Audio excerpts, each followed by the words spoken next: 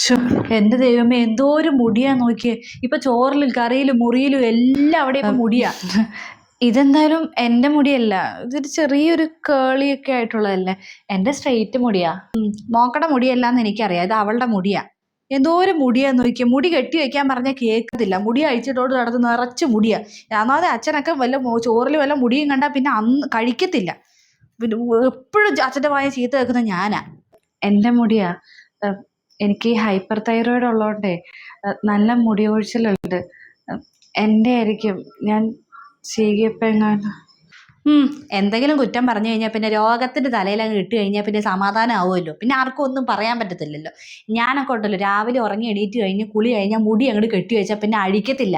രാത്രി കിടക്കുമ്പോഴാണ് ഒന്ന് അഴിച്ചു കെട്ടി ഒന്ന് കിടന്നുറങ്ങുന്നത്. അതുവരെ അഴിക്കത്തില്ല. എൻ്റെ ഒരു മുടി ഉണ്ടോ നോക്കി, ഇവിടെ ഒരു മുടിയില്ല. പറഞ്ഞാൽ കേൾക്കണം. ഇത് മുടി അഴിച്ചിട്ടോണ്ട് നടന്നിട്ട് പിന്നെ തൈറോയിഡാണ്, അതാണ് ഇതാണ് അങ്ങോട്ട് പറഞ്ഞാൽ പിന്നെ ബാക്കിയുള്ളവരുടെ വായ അങ്ങോട്ട് അടയ്ക്കാമല്ലോ.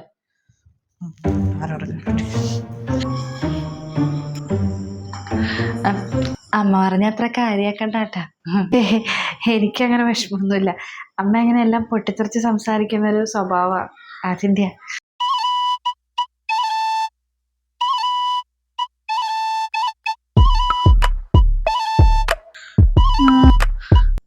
അമ്മ എന്താ അമ്മ നോക്കുന്നേ? അല്ല, മോള് ഭക്ഷണം കഴിച്ചില്ലായിരുന്നോ? ഞാൻ ഭക്ഷണം കഴിച്ചായിരുന്നു. പിന്നെ ആരുടെയാ മീൻ ഇരിക്കുന്നേ? ഒരു കഷ്ണം മീൻ ഇരിക്കുന്നുണ്ടോ? ഞാൻ കൃത്യം മീനാ വറുത്തുണ്ടായിരുന്നല്ലോ എല്ലാവർക്കും. ചേച്ചി ഞാൻ കഴിക്കുന്ന സമയത്ത് ചേച്ചിനെ പോയി വിളിച്ചായിരുന്നു. അപ്പൊ ചേച്ചി കിടക്കുമായിരുന്നു. എന്തോ ഭയങ്കര ക്ഷീണമാ, ദേഹമൊക്കെ ഭയങ്കര ക്ഷീണം എന്ന് പറയുന്നുണ്ടായിരുന്നു. ദേഹം കൊഴിയുന്ന കൂട്ടൊക്കെ. അപ്പോൾ ചേച്ചി ഭക്ഷണം കഴിച്ചിട്ടില്ലാന്ന് തോന്നുന്നു. ചേച്ചിയുടെ മീൻ വറുത്തായിരിക്കുന്നേ. ഞാൻ പോയി വിളിച്ചിട്ട് വരാമേ. കഴിച്ചിട്ടില്ലല്ലോ, ഞാൻ വിളിച്ചിട്ട് വരാം. ഉറങ്ങിക്കാണും. മോയെന്നാ വിളിക്കാൻ പോണ്ട മോളെ. വിശക്കുന്നവർ വന്ന് വേണേ ഭക്ഷണം കഴിച്ചോളും. റൂമിൽ പോയി വിളിച്ചാൽ മാത്രമേ ഭക്ഷണം കഴിക്കുന്നുള്ളോ? അല്ല, ഇത് ഭക്ഷണം എല്ലാം ഉണ്ടാക്കി വെച്ചിട്ടുണ്ട്, കഴിക്കേണ്ടവർ കഴിച്ചോണം. റൂമിൽ പോയി വിളിക്കേണ്ട ആവശ്യമൊന്നുമില്ല. ഒരു നേരം ഭക്ഷണം കഴിച്ചില്ല എന്ന് വെച്ചാൽ അത്തൊന്നും പോകാനൊന്നും പോണില്ല. അത്രയും നല്ല കാര്യം ഞാൻ പറയുള്ളൂ. ഒന്നാമത് അവൾ ഈയിടെ നല്ല വണ്ണം വെച്ചാൽ വരുന്നത്. കൊളസ്ട്രോളൊക്കെ നല്ലോണം കൂടിയിട്ടുണ്ടെന്ന് കേൾക്കുന്നത്. ഒന്ന് വല്ല എക്സസൈസ് ചെയ്യാനോ അല്ലെങ്കിൽ 4 റൗണ്ട് വീടിന് ചുറ്റുമൊക്കെ ഒന്ന് നടക്കാൻ പറഞ്ഞാൽ കേൾക്കത്തില്ല. ഏത് നേരം ഇങ്ങനെ തിന്നോണ്ടിരിക്കുവോ. ഭക്ഷണം കുറയ്ക്കാൻ പറഞ്ഞാലും കേൾക്കത്തില്ല. പിന്നെ എങ്ങനെയാ വണ്ണം വെക്കാതിരിക്കുന്നത്? വണ്ണം വെച്ച് വീർത്തിങ്ങി ഇരിക്കുക. ഒരു മേനയും ഇല്ല. കെട്ടിക്കൊണ്ട് വന്നപ്പോ എന്നാ സുന്ദരിയായിരുന്നെന്ന് അറിയാമോ? തിന്ന് കയറ്റുക, അല്ലാണ്ട് ഇപ്പൊ എന്ത് ഓരോന്നുകള്. ഭക്ഷണം കഴിച്ചില്ലെങ്കിൽ കുഴപ്പമൊന്നുമില്ല. വൈകുന്നേരം വല്ലതും കഴിച്ചോളും. മീൻ വറുത്ത് വൈകുന്നേരം വല്ലതും കൂട്ടിക്കോളും.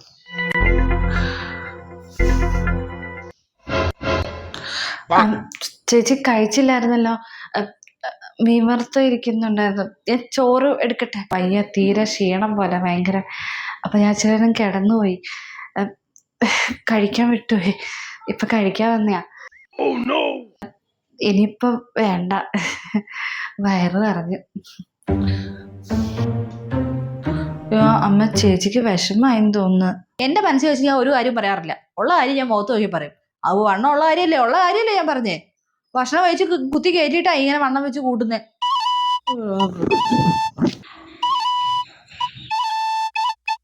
ഗോതമ്പ് മേടിച്ചോ? ഞാനേ ഇച്ചിരി ഗോതമ്പ് മേടിപ്പിച്ചായിരുന്നു അച്ഛനെ കൊണ്ടേ. അപ്പൊ അതൊന്ന് ഉണക്കിയതാ വെയിലത്തിട്ടിട്ടേ. ഇനി ഒന്ന് പൊടിപ്പിക്കണം. ഈ പാക്കറ്റ് ഗോതമ്പൊന്നും വലിയ ഗുണമില്ല. ഇതാവുമ്പോ വലിയ കെമിക്കലും ഉണ്ടാവത്തില്ല. സുഖമായിട്ട് കഴിക്കാം. അമ്മ, ഈ പ്രാവശ്യം പീരിയഡ്സ് ആയി. അതിപ്പോ വലിയ പുതുമയുള്ള കാര്യമൊന്നും അല്ലല്ലോ. എല്ലാ മാസവും വന്ന് നീ പറയും. എന്റെ ദൈവമേ, നിങ്ങൾക്കൊരു കുഞ്ഞു കണ്ടായി കാണുന്നത് എനിക്ക് എന്നെ ആഗ്രഹം ഉണ്ടെന്നറിയോ? അതെന്നാലും നടക്കുമെന്ന് എനിക്ക് തോന്നുന്നില്ല. 2 കൊല്ലമായി കല്യാണം കഴിച്ചിട്ട് നാട്ടുകാരും വീട്ടുകാരും കുടുംബക്കാരും എല്ലാം ചോദിക്കുക, അത് നിങ്ങൾക്ക് വിശേഷമായില്ലേ എന്ന്. എല്ലാവരോടും പറഞ്ഞ് ഞാൻ മടുത്തു. എനിക്ക് തോന്നുന്നില്ല ഇത് നിങ്ങൾക്ക് പിള്ളേരാവുന്നു. എൻ്റെ പൊന്നു മോളെ, നിങ്ങളെങ്കിലും എൻ്റെ ഇളയ മോനും മരുമോളും എങ്കിലും ഒരു കുഞ്ഞിക്കാല് കാണാൻ, ഒരു പേരക്കുട്ടിയെ കണ്ട് ചാവണം എന്നൊരാഗ്രഹമുണ്ട്. അതുകൊണ്ട് പറയുക, വിഷമം കൊണ്ട് പറയുക, ഇത് നിങ്ങൾക്കൊന്നും പിള്ളേരാവത്തില്ല. എന്താ അമ്മ ഇത്? അവര് മനഃപൂർവ്വം അല്ലല്ലോ. ചേച്ചിയുടെ അസുഖം ഉള്ളതുകൊണ്ടല്ലേ കുഞ്ഞുങ്ങളില്ലാത്ത. അതിന് ഇങ്ങനെ കുറ്റപ്പെടുത്തണോ? ദണ്ണം കൊണ്ട് പറയുക. നിങ്ങളൊന്നും എൻ്റെ അവസ്ഥയെ വരണം. അപ്പോഴേ ഇതിന്റെ ബുദ്ധിമുട്ടും വിഷമവും മനസ്സിലാവുള്ളൂ. നാട്ടുകാരുടെയും വീട്ടുകാരുടെയും കുറ്റപ്പെടുത്തൽ കേൾക്കുന്നത് ഞാനാ. ഇവളോടൊന്നും ആരും ചോദിക്കുന്നില്ല. ഇവളോട് ചോദിക്കുന്നവൾക്ക് തൈറോയിഡ്, അതുകൊണ്ടാണെന്നങ്ങ് പറഞ്ഞാൽ മതിയല്ലോ. ബാക്കിയുള്ളവരുടെയൊക്കെ കുറ്റപ്പെടുത്തൽ കേൾക്കേണ്ടത് ഞാനാ. എനിക്ക് നല്ല വിഷമമുണ്ട്. പിന്നെ ഇത് രോഗത്തിന്റെ മാത്രമല്ല, ദൈവഭയം എന്ന് പറഞ്ഞ സാധനമാണ്. ഇത് നിങ്ങൾക്ക് രണ്ടെണ്ണത്തിനും ഇല്ല. കല്യാണത്തിന് മുന്നേ അവന് നല്ലോണം ഉണ്ടായിരുന്നു, എൻ്റെ മൂത്ത മോന്. കല്യാണം കഴിഞ്ഞതിന് ശേഷം ഇവള് വന്ന് കയറിയതിന് ശേഷം അവരും ഒരു ദൈവഭയവും ഇല്ല. ഇടയ്ക്ക് പ്രാർത്ഥിക്കണം, ദൈവത്തെ വിളിക്കണം. എനിക്ക് ഞങ്ങൾക്കൊരു കുഞ്ഞുണ്ടാവണം എന്ന് പറഞ്ഞ് ദൈവത്തെ വിളിച്ചാൽ ദൈവം അനുഗ്രഹിക്കാതിരിക്കത്തില്ല. ദൈവഭയം ഇല്ല, ഒന്നുമില്ല. എന്നിട്ട് കൊച്ചു വേണമെന്നും പറഞ്ഞുകൊണ്ട് ഇരുന്ന് കേട്ട് എന്നാ കാര്യം? അതൊക്കെ കൊണ്ട് തന്നെയാ രോഗവും തേങ്ങയൊക്കെ വിട്ടു മാറാത്തത്. ഞാനൊന്നും പറയുന്നില്ല, ഞാൻ പറയണ മാത്രം കുഴപ്പം. ചേച്ചി, അമ്മ പറഞ്ഞ് ഓർത്ത് വിഷമിക്കണ്ട. അമ്മയുടെ സ്വഭാവം അറിയാലോ.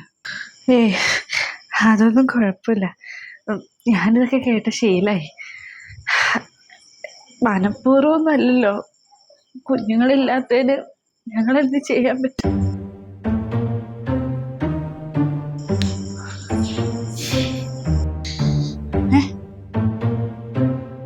മോളാന്നോ തുണി മടക്കി വെക്കുന്നേ? അവളെന്തിയെ? ഞാൻ അവളോടാണെന്നല്ലോ തുണി മടക്കി വെക്കാൻ പറഞ്ഞേ. മോൾ അലക്കി ക്ഷീണിച്ച് വന്നേല്ലേ? അവളെവിടെ? അത് കുഴപ്പമില്ല അമ്മ, ചേച്ചിക്ക് വയ്യാന്ന് പറയണ കേട്ടു. റൂമിൽ കിടക്കുക, നല്ല ക്ഷീണം എന്നൊക്കെ. അപ്പൊ പിന്നെ ഞാൻ കിടന്നോളാൻ പറഞ്ഞു, ഞാൻ മടക്കി വെച്ചോളാന്ന് പറഞ്ഞതാ. ഇത് കൊള്ളാലോ, ഇതിവിടെ നടക്കുന്ന കാര്യമല്ലോ കേട്ടോ. വെറുതെ തിന്നും കുടിച്ച് സൂഹിച്ച് കിടക്കാന്ന് വെച്ചിരിക്കുക. ആഹാ, കൊള്ളാലോ.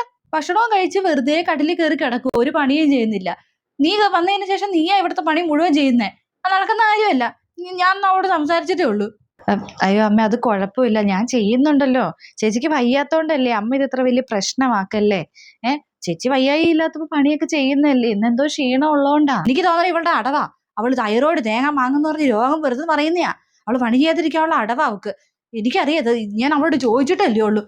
അമ്മ ഒന്ന് അവിടെ നിന്നേ. ഞാൻ ഒരു കാര്യം ചോദിച്ചോട്ടെ, അമ്മയ്ക്ക് എന്താ ചേച്ചിയോട് ഇത്ര ദേഷ്യം? ഞാൻ വന്നപ്പോ തൊട്ട് ശ്രദ്ധിക്കുക, അമ്മ തൊട്ടേനും പിടിച്ചതിനും എല്ലാ കാര്യത്തിലും ചേച്ചിയോട് ദേഷ്യപ്പെടുന്ന. ചേച്ചിക്ക് അങ്ങനെ ഒരു അസുഖം ഉണ്ടായപ്പോ ചേച്ചിയുടെ കുഴപ്പമാണോ?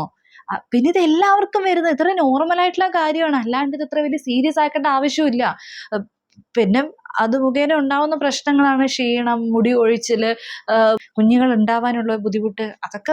അതൊക്കെ ശരിയാവും അമ്മ. ഇത് ചികിത്സിച്ച് മാറ്റാൻ പറ്റുന്ന ഒരു അസുഖം മാത്രമേ ഉള്ളൂ. ആ ഒരു കാരണം വെച്ച് അമ്മ ചേച്ചി എന്തോരം മോശമായിട്ട് സംസാരിക്കണേ. പുള്ളിക്കാരിക്ക് നല്ല വിഷമം ഉണ്ടാക്കുന്നുണ്ട്.